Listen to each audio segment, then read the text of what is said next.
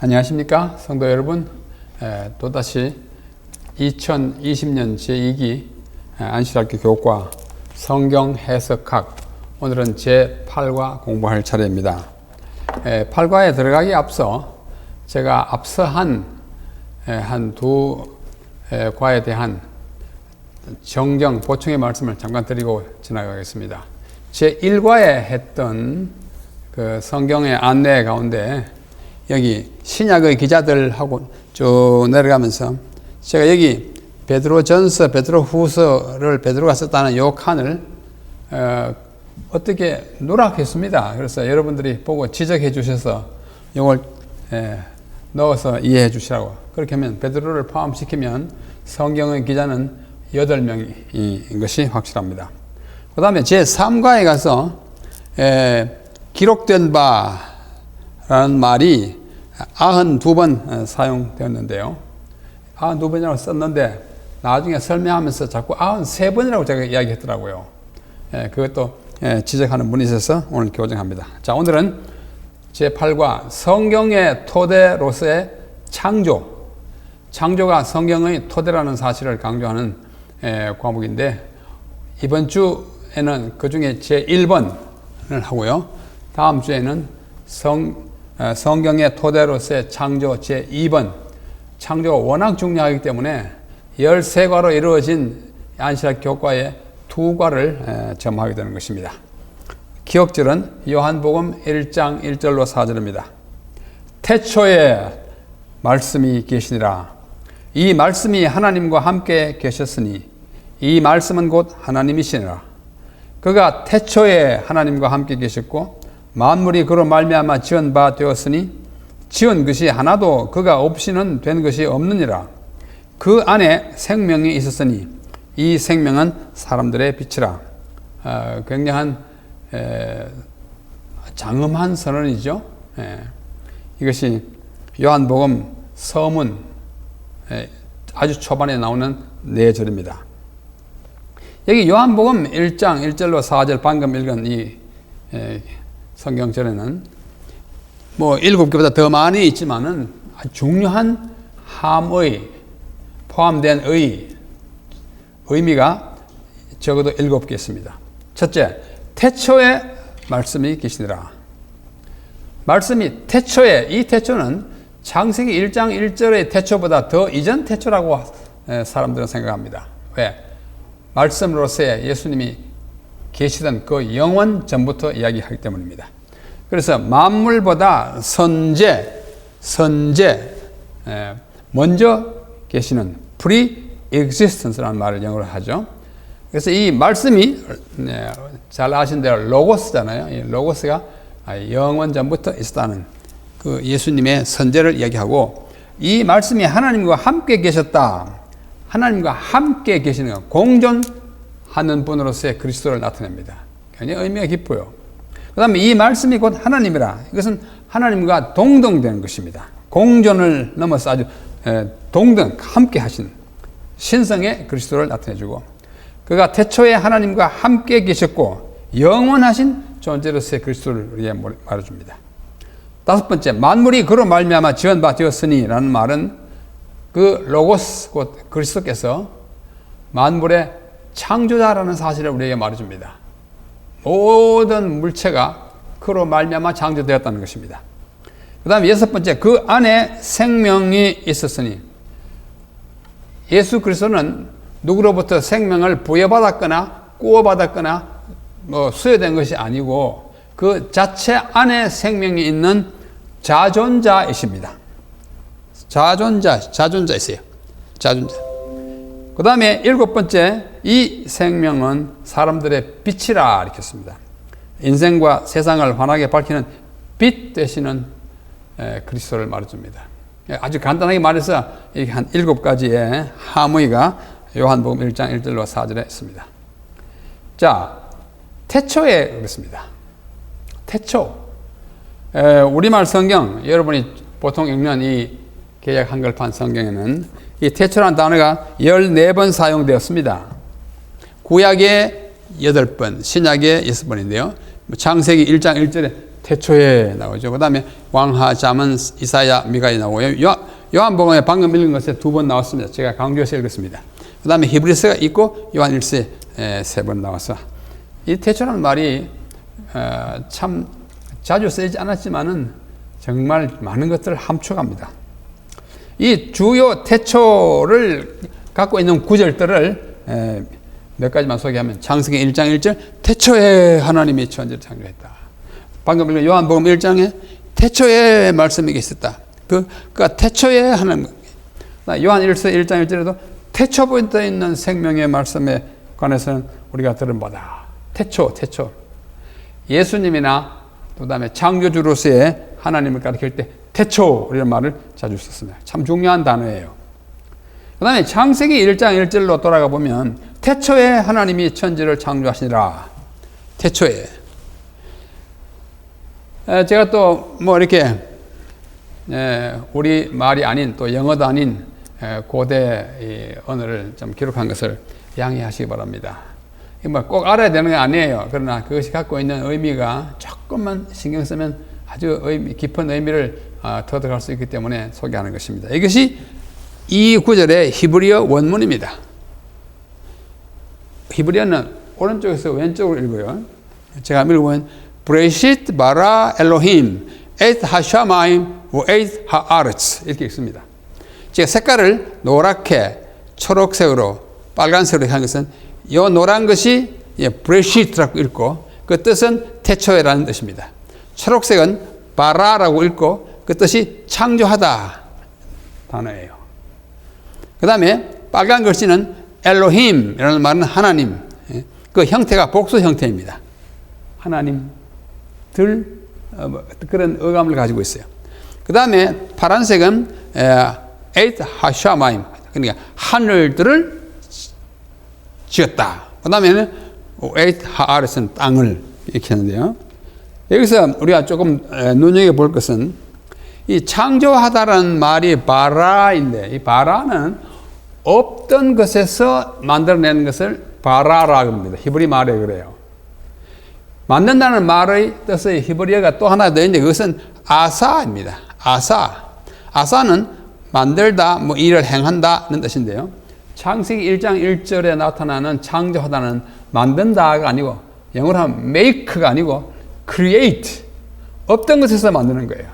우리가 의자를 만든다, 책상을 만든다 하는 것은 있는 나무를 가지고 만들 때 그때는 아사라고 쓰고 없던 것을 만들어낼 때는 바라라고 합니다. 그래서 이 창조하다는 바라라는 단어 자체가 없던 것에서 있는 것을 나타내는 것입니다. 다시 말해서 무에서의 창조를 나타내는 거예요. 무로부터의 창조. 그게 진짜 창조입니다. 그래서 이 바라라는 말이 그렇게 참 중요하고요. 그 다음에 하나님이라는 이 명사는 형태는 복수인데 이 하나님이라는 주어와 함께 쓰이는 동사 바라는 단수 형태예요. 단수. 하나님 안에 세 분이 계시는 것이니까 복수라고 하는 것이 우리 이해가죠. 그러나 그분이 행동할 때는 동사는 단수 동사를 써요. 단수 동사가 따로 있고 복수 동사가 따로 있나? 히브리어에는 따로 있습니다. 그래서 이것이 단수 동사이고 브레이시트 태초에 영원 위에 한 시점 어느 지점에 하나님이 없던 것을 만들어낸 것이 이 우주요 지구요 인간이라는 사실을 우리에게 보여주는 아주 중요한 구절이 창세기 1장 1절입니다. 제가 오래전에 창세기 1장 1절의 번역과 의미라고 하는 좀 그렇게 길지 않는 논문을 하나 쓴 적이 있습니다. 그 논문이 한국의 구약학회 학회지인 구약논단에 실린 적이 있어요. 창세기 1장 1절이 그 함의가 대단히 넓고 깊습니다. 단어 하나하나에 깊은 의미가 있어요. 제가 방금 몇 개 단어를 이렇게 했잖아요. 그 하나하나에 깊은 의미가 있고, 왜 모세가 그렇게 기록했는지 그 의도를 엿보게 하는 그런 측면이 있기 때문에 제가 논문을 썼고, 우리 구약학회에 발표한 적이 있습니다. 그 다음에 창조의 날이 있어요. 첫째 날, 둘째 날, 셋째 날 이렇게 쭉 7째 날까지 가지 않습니까? 이 창조의 날이 어느 정도의 길이를 가진 시간인가? 결론부터 말씀드리면 창조 당시의 날이라고 한 것은 오늘날의 24시간 바로 똑같은 시간이라고 우리는 확실히 믿습니다. 창조론을, 그러니까 하나님께서 천지를 창조했음을 믿지 않는 사람들은 뭐라고 주장하는 거니? 이렇게 주장합니다. 대표적으로. 첫째, 이 날은 일정한 시간에 대한 은유적, 비유적 표현이지 꼭 오늘 있는 24시간 아니다. 긴 시간일 수도 있고 하여튼 상징적인 표현이지 오늘날의 하루는 아니다. 이렇게 합니다. 또 어떤 분들은 장구한 세월을 뜻하는 상징적 표현이다. 날. 또 어떤 사람들은 막연한 기간을 가리키는 신화적 표현이다. 창조론을 믿지 않으면 이런 얘기가 많이 나옵니다. 그다음에 문자적인 날을 의미하지 않는다. 굳이 꼭 24시간을 할 필요 있냐 이렇게 생각해요. 이러한 주장들의 핵심이 뭐냐면 우주 또는 세계가 하나님의 창조의 결과가 아니라는 사상, 다시 말해서 진화론 아니면 우연 발생설을 믿기 때문입니다. 진화론을 아시잖아요. 미물에서 아메바에서 이렇게 복잡하게 전부 이렇게 해가지고 인간이 되었다는 진화론. 그러니까 한 날에 창조가 안 되기 때문에 긴 기간을 그냥 어느 날 한 날이라고 했다 그거예요. 진화론자들이 하는 얘기입니다. 또 하나님이 말씀으로나 하나님이 행동으로서 지으셨던 것이 아니라 우연 발생, 빅뱅이라고 그러죠. 스파크 팍 그래가지고 생명체가 생겼다 하는 그런 빅뱅설 이런 것을 주장하기 때문에 하나님의 창조의 능력을 믿지 않는 것입니다. 창조 당시에 날은 오늘날의 24시간이 확실한 이유 몇 가지를 드리겠습니다.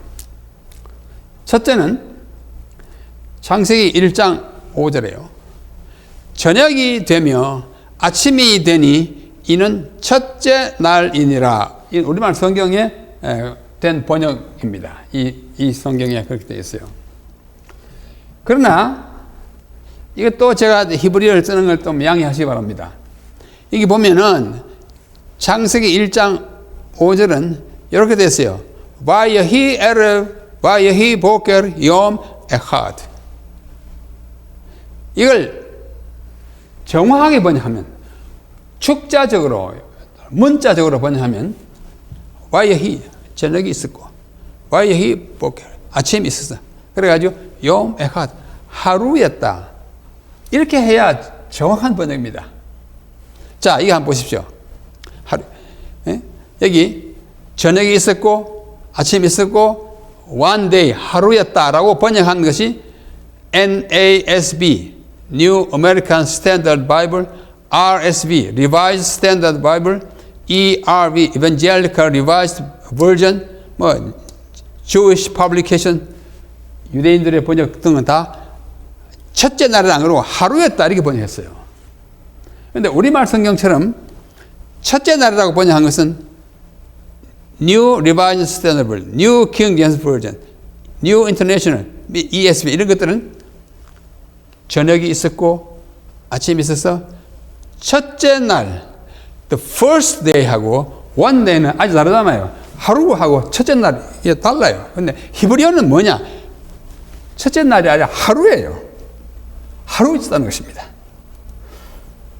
그래서 여기서 중요한 점은 이 하루, 한 날, 첫째 날이라고 한 날하고 한이라는 단어가 에하드인데요. 요 에하드인데 요 에하드가 서수가 아니라 기수라는 것입니다. 서수는 차례를 하든 첫째, 둘째, 셋째, 넷째 이걸 서수라고 그러고 하나, 둘, 셋, 넷 하는 건 기수라고 그럽니다. 영어로도 기수는 카디널, 서수는 오디널 이렇게 말하는데요. 이 에하드는 기수예요. 하나예요. 첫째가 아니고. 하나 또는 하나야, 원. 그 다음에 이 하나의 서수는 뭐냐? 여기는 마치 리숀이라고 읽습니다. 리숀이 영어로 하면 first, 첫 번째. 그러니까 저녁이 있고 아침이 있었는데 요래 가지고 하루였다. 첫째 날이 아니에요. 그렇다고 첫째 날이라고 한다고 아주 틀리느냐? 아주 틀리는 건 아니지만은 문자적인 그 의미가 갖고 있는 의미의 일부를 손상한다고 보입니다. 그러므로 보다 정확한 번역은 첫째 날이 아니라 한 날 또는 하루라고 하는 것입니다. 그럼 뭐라? 그 하루예요. 오늘날의 하루예요. 저녁이 있었고 아침이 있어서 하루였다. 이렇게 하는 것이 문자적으로 맞습니다. 둘째, 그 다음부터 둘째 날 뭐 공창을 지으시고 셋째 날 뭐 이렇게 초목을 지었고 하지 않습니까? 그때 둘째 날, 셋째 날, 넷째 날에는 기수가 아닌 하나, 둘, 셋이 아닌 첫째, 둘째, 셋째 서수를 사용했어요. 여기서 날은 앞에 한 날과 똑같은 날입니다. 그래서 첫 번째는 하루였다 하고 그 다음에는 두 번째 날, 셋째 날 이렇게 나아가는 것입니다. 그래서 창세기의 창조 기사 전반에 걸쳐서 날, 오늘날의 날, 즉 하루를 가리키는 말로 사용되었으므로 우리는 그것이 오늘날의 24시간과 같은 시간이라고 말할 수 있습니다. 6일 창조를 믿지 않으면 성경을 불신하게 되고 결과적으로 진화론을 믿고 성경 신앙을 버리게 되는 것이에요. 그럼 물론 이 창조가 굉장히 중요해요. 좀 이따 말씀드립니다만 재림교인들에게 이 창조는 6일 창조는 더욱더 중요합니다.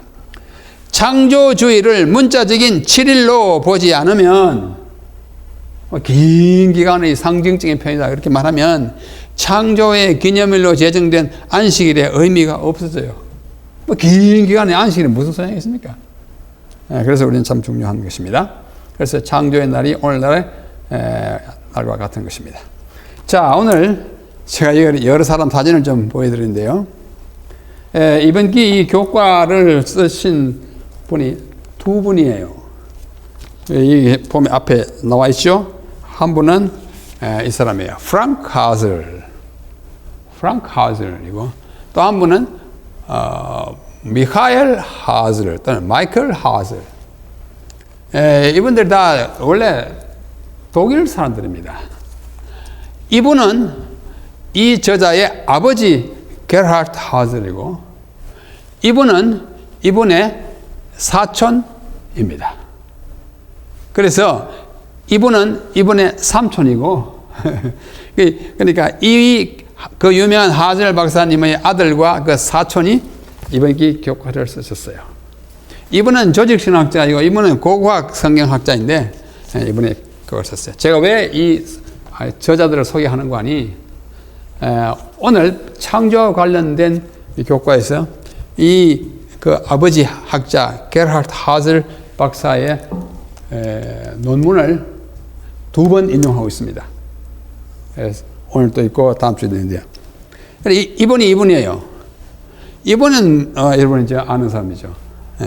이분은 제가 공부할 때 제 지도 교수이시고 제가 정말 존경해 마지 않는 세계적으로 매우 널리 우리 교회 안팎에 알려진 위대한 구약학자입니다. 한국 방문했을 때 제가 통역하면서 찍은 사진입니다. 이 두 분이 과정책을 썼어요. 그런데 여러분께서는 아마도 이 책을 읽으셨거나 보았을 것입니다. 이 책. 천인이 엎드러지나 이 하즐 가족 이야기예요. 이것은 제 스승님이신 게르하르트 하즐 박사의 아버지 이야기예요. 이분이 세계 제2차 대전 때 얼마나 고생을 많이 하면서도 철저히 안식을 지킴으로써 크게 성공한 감동적인 이야기예요. 이 책의 뒷면에 보면은, 이게 뒷면인데, 여기 뭐 제가 쓴 말도 있고, 편지고, 오만규 교수가 쓴 건데 아주 감동. 이 책을 다 읽고 책장을 덮은 후에도 나의 마음은 선뜻 내가 읽은 이 책에서 돌아설 수가 없었다. 환난 중에서도 하즐과 그의 가족을 보호하고 인도하신 우리 하나님에 대한 깊은 상념이 바닷물처럼 밀려와 나를 덮었다. 한번 참 아주 감동적으로. 근데 아주 믿음의 가족이고 그 후예들이 지금 재림교회 큰 지도자들로 활약하고 있습니다. 자, 바로 이 분이 아까 그 하즐 박사님인데요. 이 책이에요. 삼육대학교 신학연구소에서 나오는 신학이유라고 하는 학술지인데 1995년도에는 이분이 돌아가심으로써 이분을 추모하는 이분의 논문들로만 꾸려진 책입니다. 이것의 제 첫 번째 논문이 바로 창세기 1장의 창조의 날들, 지금 날 공부하고 있잖아요. 날들이 실제적인 날들인가 또는 상징적 때의 기간, 긴 시대를 말하는가 하는 제목으로 이 하젤 교수님이 쓴 논문인데요. 손윤호 전 시조사 편집국장이 이 논문을 번역했어요. 번역도 아주 충실하게 잘했습니다. 자, 이 논문의 이제 끝부분에 우리 교과의 끝부분에 가면 이런 말이 나옵니다. 비교 문학적, 비교 언어적, 그리고 다른 고찰들에 기초하여 찾아낸 누적된 증거들은 각기 창세기 1장의 욤이 이게 날이에요. 이 욤이라는 명칭은 시종일관 문자적인 24시간 하루를 의미한다는 단 하나의 결론으로 이끌고 있다. 여러 가지 종합적으로 비교 문학적, 비교 언어적, 다른 것들을 다 볼 때 딱 나오는 피할 수 없는 결론이 뭐냐? 창세기의 날은 오늘날의 날과 똑같은 날이라는 거예요. 창세기 1장의 저자는, 기자는, 그죠? 모세가 썼죠? 문자적 날 개념을 선택하기 위하여 그가 선택한 것들보다 더 포괄적이며 총괄적인 방법을 만들어낼 수 없을 것이다. 더 이상 이것이 오늘날의 우리의 날과 똑같다는 것을 결론 짓게 하기 위한 더 다른 이야기를 할 수 없을 만큼 완벽하게 했다. 이렇게 게랄트 하우젤 박사 썼고, 창세기 1장의 논문 제목이고, 신학의 손윤호 목사의 번역을. 확실합니다. 창세기 1장의 날은 오늘날의 날이에요. 그래서 우리 재림교회는 안식일을 지키는 것이 확실한 성경 사상에 기초한 것입니다. 자, 이 창세기에는 에덴에서 제정된 두 가지 중요한 제도를 소개합니다. 하나는 안식일 제도예요. 창세기 2장에 나오지 않습니까? 천지와 만물이 다 이런 데를 하나님께서 만드신 일을 언제요? 여섯째 날 다 마치고 일곱째 날이 이럴 때 마치고 이제 쉬잖아요. 그날을 복주 쉬고 거룩하게 하시고 하는 그날이에요. 또 하나는 결혼 제도입니다. 창세기 2장 끝 부분에 가면은 이제 하와를 지으신 다음에 두 사람은 한 가족을 이루어 살 것이다. 한 몸이 될지라 하는 결혼 제도입니다. 이 두 제도는 하나님이 친히 제정하셨어요. 안식일도 그렇고 결혼 제도도 그렇고.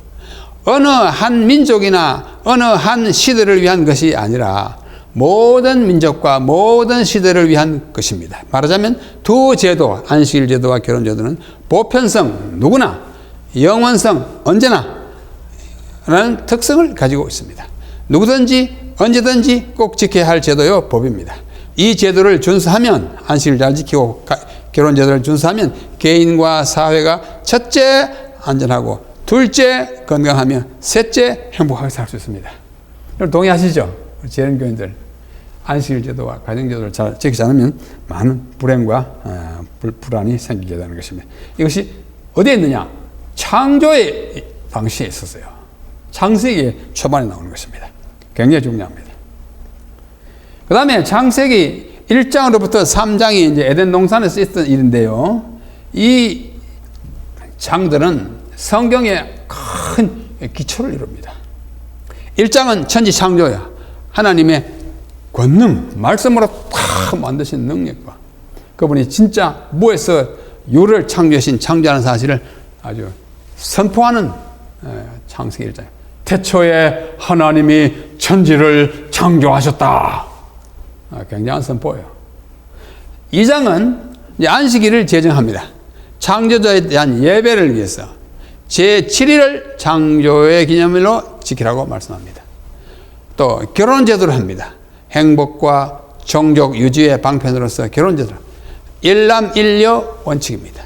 그리고 이성 간의 결혼제도예요. 동성 간의 결혼은 하나님이 제정하시지도 않았고 또 장려하시지도 않았습니다. 오히려 금하셨죠. 그런데 이제 결혼제도에 약간의 뭐랄까요?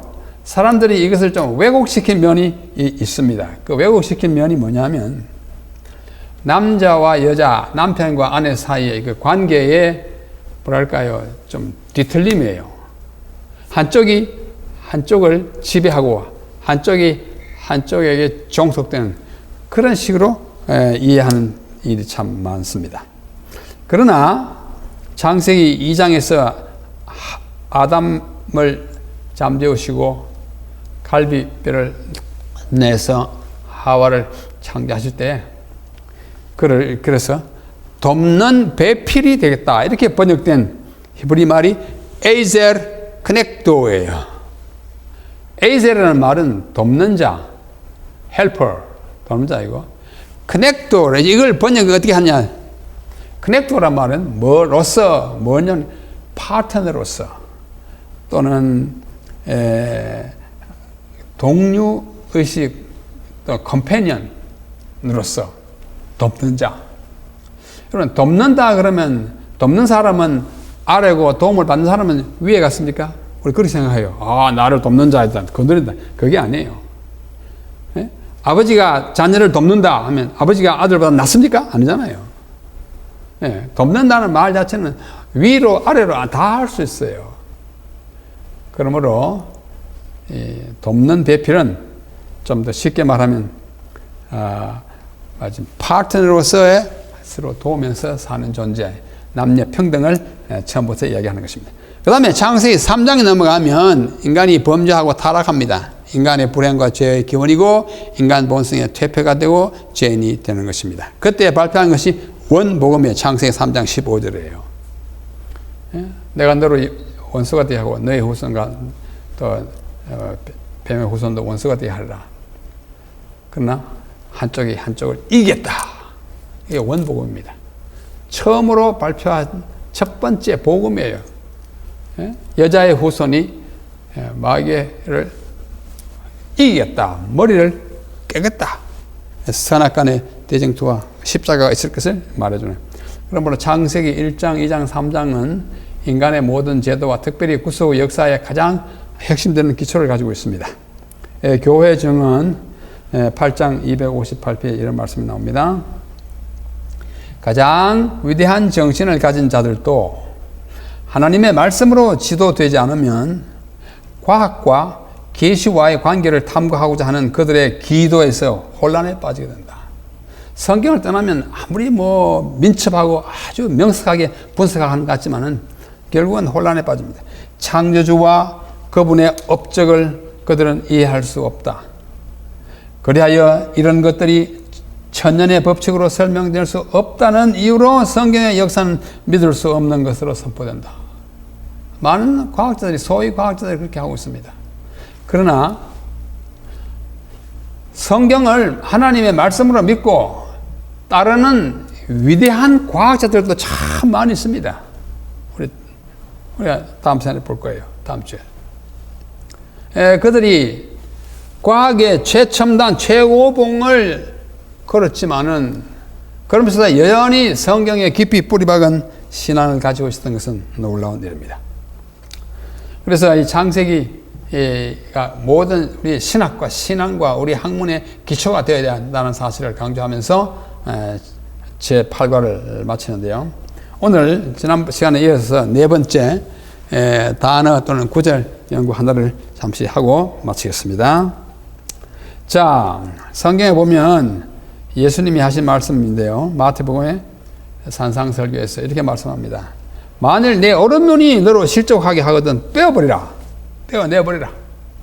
네 백체 중 하나가 없어지고 온 몸이 지옥에 던져지지 않는 것이 유익하며 또한 만일 내 오른손이 너로 실족게 하거든 찍어내버리라. 네 백체 중 하나가 없어지고 온 몸이 지옥에 던지지 않는 것이 유익하다. 다시 말해서 오른눈이 범죄하든 빼버리고 오른손이 범죄하든 찍어버리라. 이것 없이 천국 가는 것이 낫다. 이런 뜻입니다.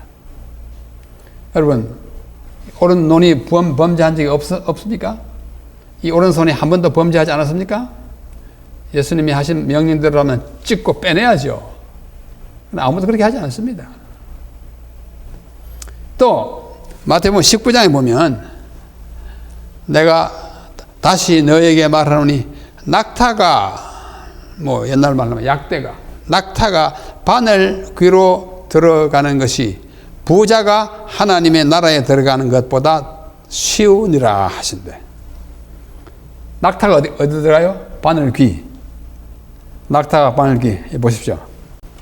여기 바늘입니다. 바늘 귀로 이 낙타가 들어갈 수 있습니까? 들어갈 수 있어요, 없어요? 여기 어떻게 들어갑니까? 여기 내 손가락도 안 들어가는데. 낙타가 어떻게 들어갑니까? 자, 이 바늘 귀가 요건데요. 이 낙타가 들어갈 수 있습니까? 없어요. 그런데 이것 들어가는 것이 부자가 천국에 들어가는 것보다 쉽다 그거예요. 그 말은 낙타가 이 바늘 귀로 전혀 못 들어가니 부자는 하늘나라에 절대 못 들어간다. 이렇게 해석하는 것이 문자적으로 맞다고 보일 것입니다. 자, 그림 하나 더 보여드릴게요. 보십시오. 사막에 이게 바늘 귀입니다. 바늘을 얼마나 크게 만드는지 바늘 귀 안으로 낙타가 지금 들어가려고 하는데 이걸 저 상상으로 그냥 그림에 불과하죠. 예수님은 눈을 빼라, 찍으라. 부자는 천국에 절대 못 들어가. 이렇게 말씀하심에도 불구하고 우리는 그걸 문자적으로는 받아들이지 않습니다. 문자에서 받아들인다면 많은 불구자가 나타났을 것입니다. 오늘 성경을 해석하는 방법을 공부하는 우리로서 성경이 첫 번째 기자들이 거의 다 히브리인들입니다. 유대인들이에요. 누가 복음을 기록한 누가는 헬라인이지만은 이 히브리인들은 독특한 히브리 어법이 있어요. 그 중에 한 특징이 뭐냐면 과장법입니다. 과장법. 예, 과장법 한자로 이렇게 쓰고요. 영어로는 하이퍼볼리라고 발음합니다. 하이퍼볼리가 뭐냐? 의미를 강조하고 인상을 깊게 하기 위해서 아주 강조하기 위한 하나의 표현법이에요. 의미를 강조하기 위해서. 이것은 일반적인 과장, 영어로 exaggeration, 허풍, 와, 뭐 이렇게 막 뻥튀기 해가지고 하는 그런 허풍으로서의 과장이 아닌 하나의 어법으로서의 과장이 바로 이것인데요. 이 일반적인 이 허풍과는 달라요. 예수님이 허풍하느라고 그렇게 말씀하는 것은 아니에요. 셋째는 왜 이렇게 하이퍼볼리를 쓰느냐? 잊지 않고 오래 기억하기 위해서 정신 차리게 하는 것입니다. 그러므로 우리는 이러한 말씀이 나올 때마다 해석하고 적용하는 일에 특별한 주의가 필요합니다. 문자적으로 하면 곤란해요. 예수님이 이렇게 말씀하신 그 화자, 말씀하신 분의 의도를 헤아려서 해석해야 합니다.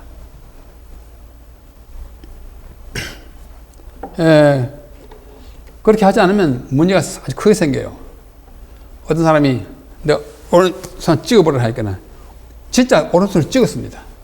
예수님 그렇게 하라고 한 거 아니에요.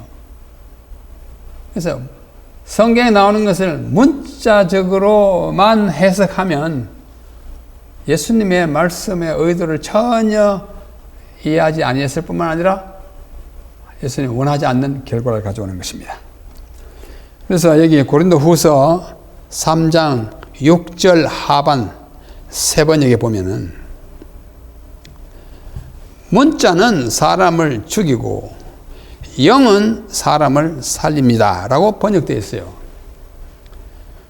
우리가 보는 이 개역 한글판에는 의문은 죽이고 영은 살리느니라 이렇게 되어 있습니다. 의문이라는 말은 좀 어려운 말이에요. 성경에 의문이라는 단어가 여러 번 썼는데 이것은 한자로 이렇게 의문이라고 썼는데 이것이 좀 어려운 말인데 문자가 더 좋아요. 헬라어로는 그람마이고 영어로는 letter, 글자예요. 글자, 문자는 사람을 죽이고 그 말의 영적인 의미는 사람을 살린다 이런 뜻입니다. 그래서 우리가 성경 해석할 때 문자가 중요하긴 하지만은 모든 것을 문자로 해석하면 사람을 죽이는 일이 발생하게 될 것입니다. 그래서 히브리 어법을 좀 활용하면서 공부하는 것이 좋겠다고 생각합니다. 창조는 우리의 성경의 기초이고 우리의 삶의 중요한 몇 가지 안식일 제도, 결혼과 가족 제도 이런 것들을 포함하고 있는 굉장히 중심 진리를 포함하고 있다는 사실을 명심하시면서 우리 계속해서 이어지는 연구에서 우리가 정말로 알아야 할 것, 또 가장 중요하게 생각할 것이 무엇인지를 이해하는 우리 모두가 되기를 바랍니다. 오늘 제8과 공부를 여기서 마치겠습니다. 다음 주에 제9과 함께 공부하겠습니다. 감사합니다.